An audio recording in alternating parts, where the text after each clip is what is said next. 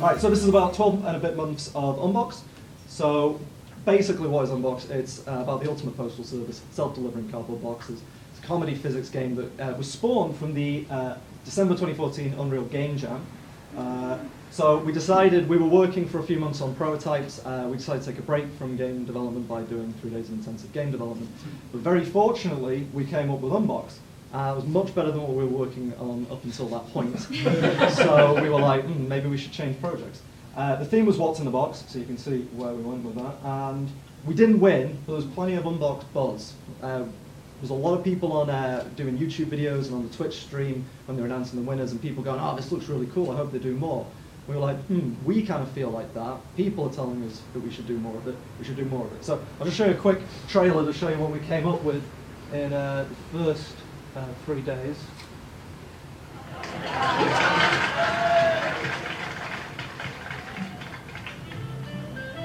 So, as you can see, physics-driven game where you're playing as a cardboard box. At this point, there wasn't really any point other than it was just funny. There's lots of explosions. And we built lots of hazards and traps because it's primarily a local multiplayer game. So it'd be split-screen gaming, trying to get through obstacle courses with loads of hazards, crushers, water, trampolines, all sorts. And we had basic customization, so you could change what your box looks like. And so this was the multiplayer part of it. So originally it was just racing along straight lines with hazards, but it was just a blast because it was really hard to get to the end, and very strange things would happen. Boxes would collide in midair. And so we thought, okay, this is really fun. And then when we put the demo out there, we had people doing YouTube videos of it and really enjoying it as well. We had flame tag, whoa, it's amazing. We had multiple game types. So that was cool.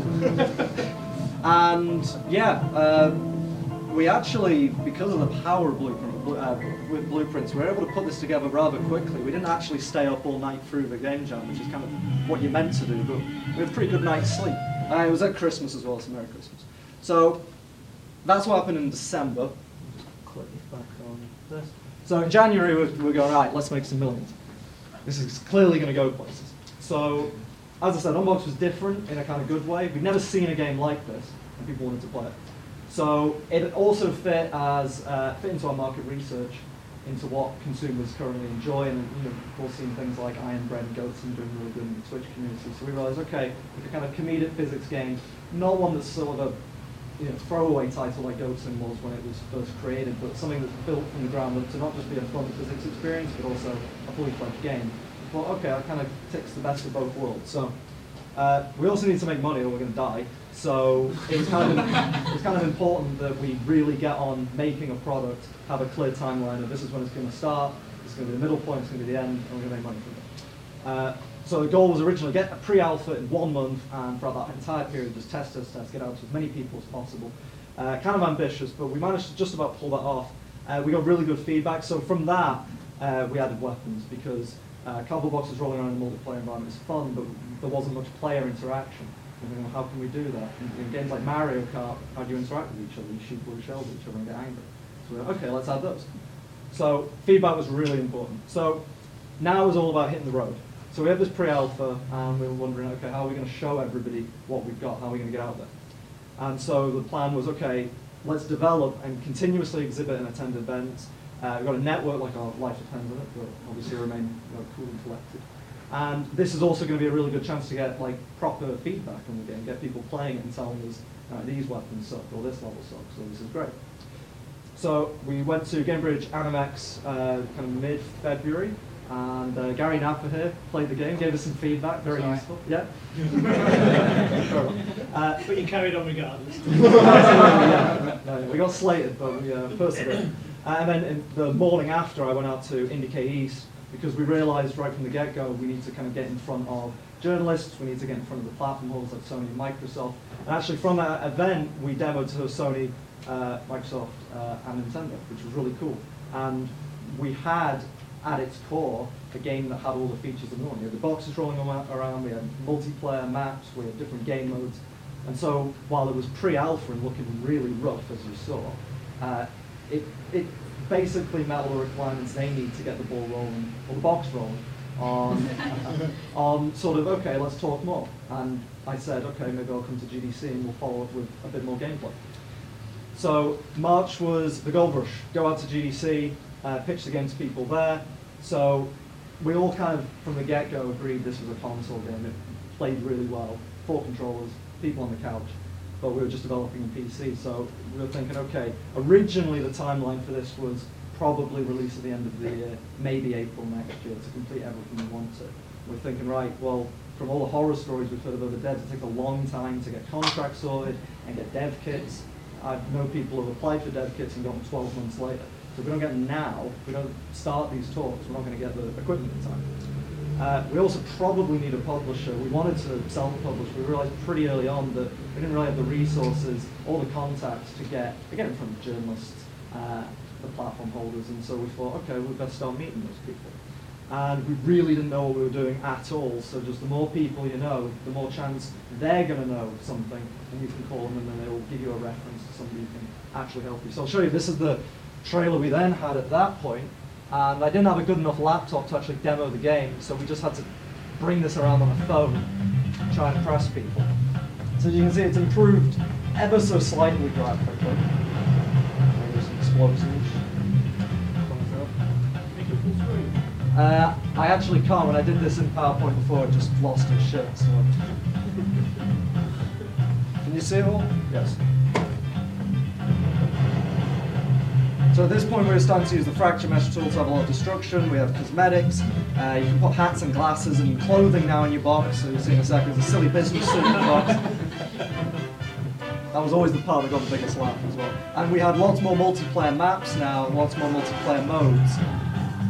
So boxing, collect, thief, we have wobbly platforms, lots of destruction, fireworks now in, with lots of different effects, lots of different environments, jungle environments, tropical environments, industrial oil rigs, a lot of variety. And this was very interesting to a lot of people, and we were actually really surprised from the get-go how many publishers were coming to us after hearing about this. And we got on the One Life Left podcast, and that kind of opened up a lot of doors for us as well, because all the journos who were talking on that, they saw the trailer just before that went out, and they loved this. They were like, this is amazing, this is so stupid, but it's great. And that kind of really, that helped propagate us around GDC, so that the beginning of GDC on the Monday was kind of dismal, because I didn't know anybody. Me and Jack were really tired, and we didn't know where to go, and it was madness. And then by Friday, we actually had, again, Gary, we were having regular pancakes in the morning and meeting with publishers, and it was really cool. So really, the thrust of it is try to get out to events like these and just put yourself out as much as possible. Bring a trailer, bring a gameplay demo, whatever you can, because it really helps accelerate things for us. It was at this where we basically got our Xbox dev kits technically sorted. It took a while for them to come, but this is where it all began. Put back on here. Right, so April, what was it? Growing Pains, yeah. So it's becoming obvious now that whole original December deadline, not going to happen, and a really bad time to launch an indie game anyway. So we needed more time. We needed also more staff. I think it was mentioned before about having audio in-house. We didn't have audio in-house, and all the sounds and music you heard there were just taken from like YouTube, so highly illegal. You can't release a game with just stolen content. So we're like, okay, we need more people in order to complete this vision. We were also sick of working from our makeshift office, which is basically a kitchen living room combo that we completely converted into an office. And by this point, there was 5 of us, and we were just going a little stir crazy. It was like living in a U-boat, and you live and breathe in this tiny space. So we knew we needed to get out and find somewhere. We also had Insomnia 54 and Res, which were really good events again for feedback and for getting in contact with people. So in May it was about, all right, let's get some deals sorted, let's try get the publisher game moving, let's get the console sorted. So April, May was meeting with loads of publishers, going down to London, heading over to Leeds, basically just talking to as many people as possible. And again, what was surprising was how many of them were speaking to us. I was being contacted by the likes of Curve and Devolver out of the blue, and it's like that. I think that was entirely because we've done so many events running up to that point and just spammed our trailer to as many people as possible. It was propagating behind the scenes, and it was probably a few months from this point that it reached the critical mass where people were talking about Unbox without us needing to tell them about it. So I have a friend who's at an American university, and one of his mates was just talking about funny games that come out soon. He turned to me like, have you heard of Unbox? And he was like, yeah, my friend in Britain's making that. And I'm positive that was because we just hammered shows month after month. At this point, the local multiplayer was pretty much done, and it was great, and single player not so much. It kind of was taking on a sort of Marble Blast-esque obstacle course layout, and it just wasn't that fun. So I was getting concerned about that. And we also moved into an office. We got a really cheap office in Eccles. It was actually the first office we ever looked at, many months before all this. And we went, this place is terrible, it's awful. It's old, it's manky, we're never going to move into it. And of course, 6 months later, we moved into it. So it had a bit of a refurb, but yeah, still a little manky, but you know, a nice start for us. It was better than the kitchen. So June was the summer crunch, so we knew that we needed to really bolster single player. We needed to get things moving. We'd also now brought on the extra staff, so we had audio in-house. So it was time to get all that stolen content out, create original content. We were using Fmod as well, so there was a lot to learn on integrating Fmod into Unreal. So yeah, get the multiplayer finished so we could focus on the single player. Continue gathering feedback from events. So we went to the Manchester Day Games Hall thing. That entire crowd, they were all queuing for Unbox. It was great, just hundreds of people filling up that room. We weren't there for anything else. July was, out of the blue, Minecon was like, do you want to come demo your game at Minecon? Because I guess it's boxes and their games all cubes, I don't know. But we were like, yes, that'd be nice. It'd be a really good chance to get, again, more feedback and more from the younger kid market, sort of 5 to 12s, which we've really identified by this point is going to be the core market. But while we had lots of people enjoying the local multiplayer, retention was really bad with single player. Because this was the first event, and again, I highly recommend if you have a single player and multiplayer game, have 2 computers running either one, so that you can see how long people are going to play the multiplayer over single player. Because our multiplayer, we'd sit down, play for 30, 40 minutes, come back later. Single player, we're getting people sitting down for 30 seconds and walking off. So that was kind of like nailing the coffin, like, wow, we've really made a terrible single player. We've neglected it for far too long. And as you can see, like single player, that's a single player map. Like, it's pretty crap. It's not very exciting. So we needed to do something better. Now, we had a kind of eureka moment where it was like, okay, our game's inspired by a lot of the old titles like Mario and Banjo. Those are all kind of open world exploration games. Why don't we do something like that? And I still don't know if that was the right choice to switch that to. We're going to see if we ever finish this game and get it out. But we decided, right, we've got to make it more exciting, so let's try that. Let's do a kind of big Mario World open style experience. So big redesign. We also now had a deadline of September at EGX to kind of demo this all. And we also wanted to do a greenlight campaign because we still didn't have Steam sorted. And we still didn't have Xbox and PlayStation fully sorted. So it was like, right, we really need to go on with things. And we still needed a publisher. We had lots of talks going on, but we didn't want to sign too early because there were still publishers who we hadn't been able to speak to, hadn't contacted us. So another thing is don't rush into a publishing deal. Don't just go with the first person who offered you a deal, because if we'd done that, that would have royally screwed us. So try to be patient, but don't be lax, because then you'll miss your opportunity. And there's no right way to determine that. You just kind of got to go by gut. So as an example of how hard we were working, these 2 pictures are 20 days apart. And this is just World 1, and this is about 2 kilometers in diameter. And everything went from that level of quality to that. And with all the audio and challenges and NPCs you can talk to.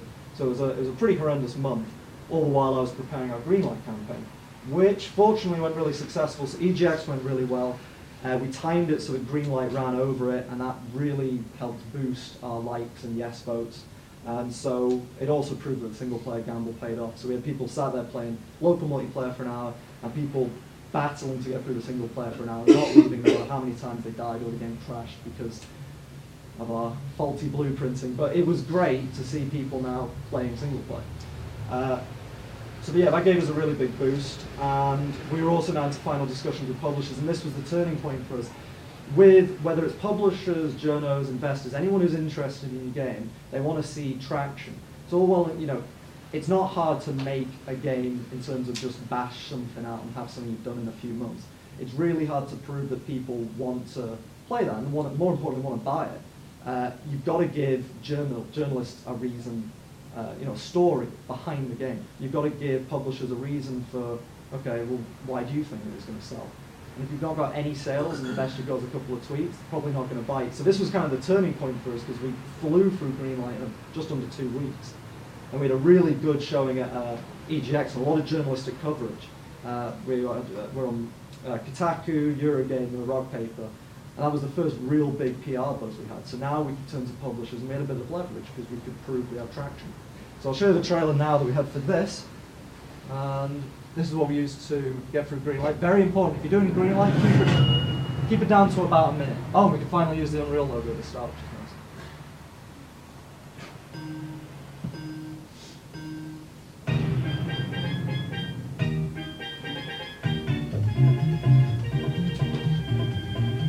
So by this point we had larger worlds, a lot more physicsy orientated challenges, all these platforms wobble around. And you can see the game's kind of grown in scale.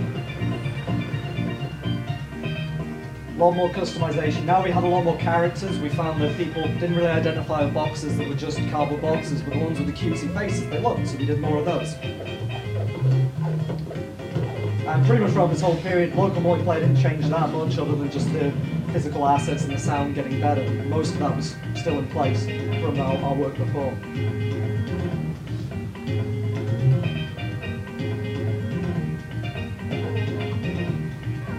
Not AI. Completely bodged. Those boxes rolling around is the fakest AI I've ever seen. But it worked. And we had a lot more destruction as well. Up until this point, we've been using the fracture mesh a hell of a lot, and that was a gigantic mistake. So very shortly after that, we had to take all fracture meshes out and create our own destructible prefabs. Right. So in October, that is when we finally signed with a publisher, Sold Out Sales and Marketing. You'll recognize them from the 90s. Pretty much any PC game was made by them. They were part of the Mastertronic group.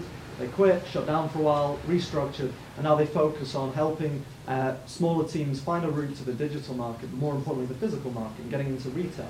Because despite what people think, retail is actually still very strong. And because a lot of people have gone away from it, if you can get your game into a store, that's kind of a coveted place. Even if you're not even on the charts, you're still in a store, with about maybe 100 other games, I don't know, compared to on Steam where you're up against thousands of other games. So it puts you much more in front of the consumer, which is what we wanted, especially because our game is kind of built now towards kids and families. Here we go. So now we're aiming for April 2016 launch, so that's 11 months after our original release date goal. Now, really important thing is when you start your project and you're going, okay, this is the game we're going to make, and we're going to release this one, this is going to be the money maker. Plan contingency money for when you go way over all of your deadlines, which I did. I planned for we would release again in December, and I was like, okay, it's going to come out in April. Thank God I planned for it. So always make sure you have enough money to tackle those unforeseen consequences, whether it's extra staff or you need more equipment or an office, whatever it is. So we signed and announced our publishing partner, Sold Out Sales and Marketing, so that was good. And in the background we're working, so that's a whole other world. So we've been chipping away secretly at building technically 5 worlds, 1 hub world, 4 large worlds, and they're all as big as each other.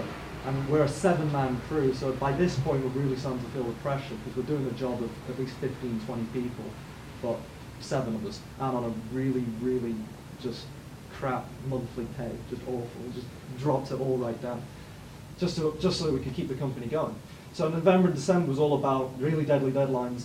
We now have dev kits for both consoles, so it's kind of like, okay, if we're coming out kind of mid next year, we really need to get these games running on these platforms and finish single player. So we did the winter crunch, and that's everybody working at the office. We've got 7 people in 200 square foot, which I do not recommend because it's extremely hot. You get U-boat conditions again. So January was the console announcement, so we got everything in place, got the builds working, we were able to demo the game to Microsoft and Sony down in London. They really liked it. And again, it's very important that you start trying to form relationships within Sony and Microsoft walls because they're the ones who can give you the advice on what are the best release windows for your game in particular. How can we help you get to events? How can we give you access to journalists? And they're just nice people overall, have a lot of advice. I mean, they published and gone through so many game projects themselves. It's pretty much, there isn't a question that they're not going to have an answer to, or at least, again, know somebody who will have that answer for you. So this is the final trailer. And this will kind of show you where we've now reached. This is literally a video. So this trailer was kind of just a beefed up version of the last one, very stylistically the same, hit all the same notes. But we are now reaching out to beyond the Steam market to the Xbox and PlayStation games. So now we have drivable vehicles because someone thought that was a good idea.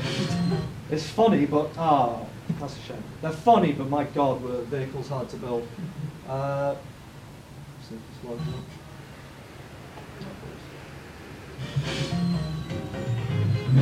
up. We now have enemies as well, so we've kind of added Gumba-style enemies for you to battle against, so you can shoot fireworks at them, stomp on them, and this is revealing all the other worlds as well.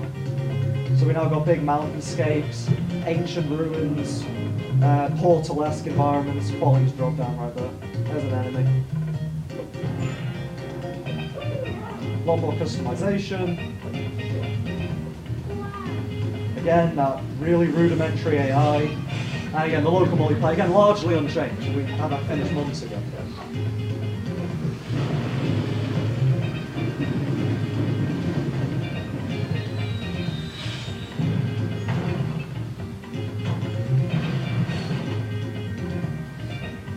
And so that was the announcement. And this was the first kind of big announcement that we did with Sold Out. And so what that gave us access to was more money for basically spreading the word. So up until this point, every time we'd done a press release or anything, it was just me emailing to people. Sold Out, along with a company called Premier PR that we outsourced some work to, we were able to get our press release and the trailer out to many more people. And I think that EGX announcement that went really well in the green light, we got about 5 to 10 articles from really important outlets. The rest was kind of the blogs and stuff. This one we had over 70 in about 2 days. And again, all like Eurogamer and with the bigger sites. And this was also tied into an announcement to do a press day, which we'll be doing in about 2 weeks down in London, where we'll be demoing the game to journalists and getting them to do previews.